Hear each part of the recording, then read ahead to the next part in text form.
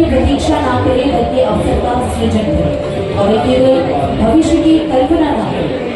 तालियों के बीच एक और बार मंच पर आसीन हमारे सभी गणमान्य अतिथिगणों का स्वागत।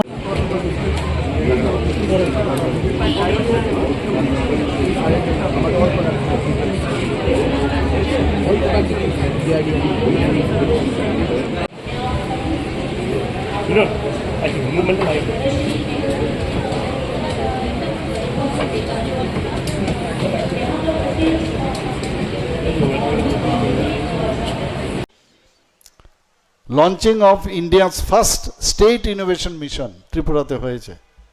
আমি এখানে বলছিলাম যে অ্যাক্টিস্ট পলিসি করেছেন, কিন্তু মাননীয় প্রধানমন্ত্রী ত্রিপুরাকে এত ভালোবাসেন যে অ্যাক্টিস্ট পলিসির মধ্যে ইস্টের মধ্যেও এক ত্রিপুরা পলিসি করেছে। আদারওয়াইজ তো এরকম হতো না যে একজন এরকম মানে নীতি আয়োগের চেয়ারম্যান হচ্ছেন মাননীয় প্রধানমন্ত্রীজি, আর ভাইস চেয়ারম্যান উনি নিজে সুমন বেরি নিজে এসছেন এখানে।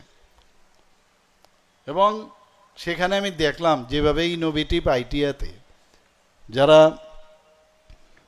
স্টার্ট আপ যারা কাজ করবে, প্রচুর ছেলে মেয়ে ইনভলভ হয়েছে এখানে। খালি চিন্তা করো আর কিভাবে করতে হবে, আর লজিস্টিক সাপোর্ট, টাকা পয়সা সব আমরা দেব। এবং আমাদের ছেলে মেয়েরা কোথায়, যে আমরা মা বাবারাও বলি যে আমার ছেলে কোথায়, হায়দ্রাবাদে আছে, আমার ছেলে মেয়ে কোথায় আছে, ওই ব্যাঙ্গালোরে আছে।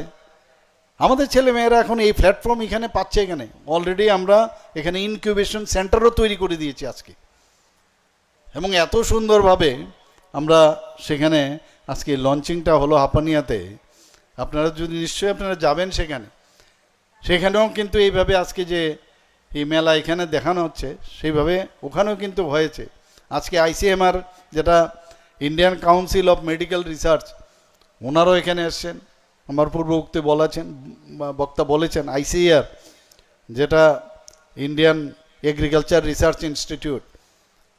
তো এইগুলো সমস্ত আগে কিন্তু এইগুলোর মধ্যে বেশি জোর দেওয়া হতো না। আজকে কোভিডের সময়ে আমাদের ভারতবর্ষের মধ্যে করোনা ভ্যাকসিন যখন উনি মাননীয় প্রধানমন্ত্রীজি বললেন আমাদের ভারতবর্ষের মধ্যেই আমরা ভ্যাকসিন তৈরি করব, 8 থেকে 9 মাসের মধ্যে কিন্তু ভ্যাকসিন তৈরি করলো।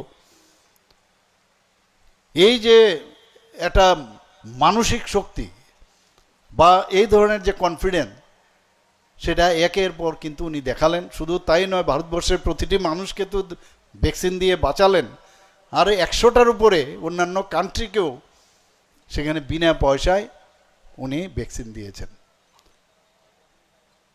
তো এই যে ভারত এখন সব জায়গার মধ্যে, ভারতকে এখন অন্য চোখে মানুষ দেখে।